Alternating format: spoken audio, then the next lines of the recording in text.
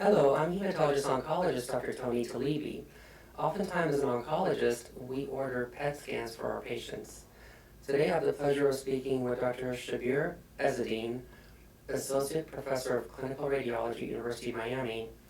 Nice to meet you. Thank you. Would you please explain to our patients what is a PET scan? PET scan, PET stands for Positron Emission Tomography. It is an imaging modality which is used in nuclear medicine, radiology, and in that PET imaging we inject FDG, which is fluorodeoxyglucose, intravenously in the veins. And this FDG goes to where the tumor is, depending on the metabolism, because this particular FDG depends on the metabolism. The higher the metabolism, the greater is the uptake. And most of the tumors, not all, but majority of the tumors take up a high amount of FDG because there is high increased metabolism. And once it is taken up, then we image the patient with camera, what is on the PET camera, and these days, we combine PET with CT for localization. Initially, we use CT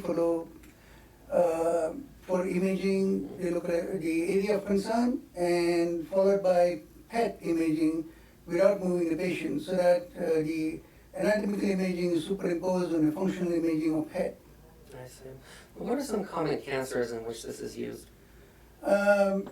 Initially, it was started with lung cancer, but as the time passes by, there are many indications such as breast carcinomas, particularly on follow-up examinations after the therapy is done, for melanomas. It is used for lung carcinomas, very commonly used, and it is used for predominantly any cancers, except some cancers which are not FDG avid, such as bronchial carcinomas in the lungs or carcinoid tumors.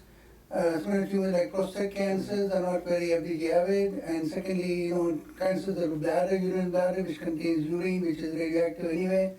So it is very difficult to localize. So in such conditions we don't use, but it is used in significant amount of cancers. I see. How should the patient prepare the night before and the morning of? We prefer that patients should not eat for at least 4 to 6 hours prior to examinations. And if the patient is taking insulin or any medication, should take the medication after eating. And it all depends on when the patient is scheduled. If the patient is scheduled early in the morning at 7, then probably after midnight, patient should not eat or drink anything. And if the patient is scheduled at 2 p.m., then initially after the breakfast, we prefer that patient should not eat anything. And it is very essential that a patient should not exercise for at least 3 days prior to the examination, because exercise causes increased metabolism in the muscles. So FDG, which is injected, it will go to the muscles rather than going to the tumor, and is going to interfere with the examination. So we prefer not to. And besides, the patient should come to the imaging center in a very cool condition. That patient should not hurry, because otherwise it increases metabolism in the muscles, and that is not really a good thing. Also, we recommend that patients should not chew gums, because again, that increases uptake in the masticated muscles. Patients should not talk, because that takes uptake in the vocal cords, and that interferes with the examination.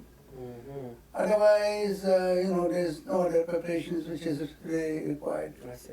What if the patient has allergies to medicines? Does that interfere with the test? No, actually, FDG is a glucose analog of glucose, and we have never seen any allergic reactions to FDG.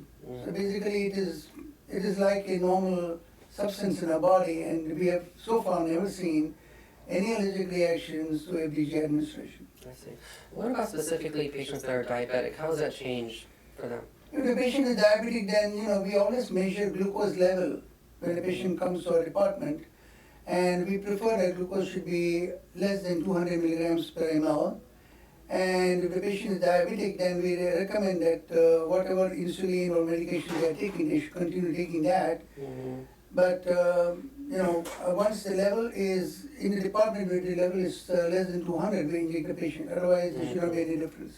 Of course, if the patient has a high glucose level of like 240 or 250, then either we wait or we reschedule the patient because FDG uptake is really not adequate taken up by the tumor, and that gives a false impression of the false negative results.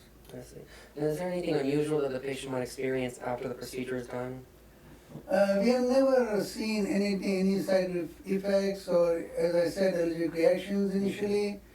We have never seen such type of effects. So it is pretty safe medications. And as I said, it is a glucose analog, and there should not be any problems or complications. Are there any contraindications for any patients in PET scans? Not that I know of. This isn't like MRI or something. There is metals or anything in the body is not going to interfere, so there's really no contraindications for this particular examinations. Thank you so much. Thank you for watching. We hope this has been educational for you. Thank you.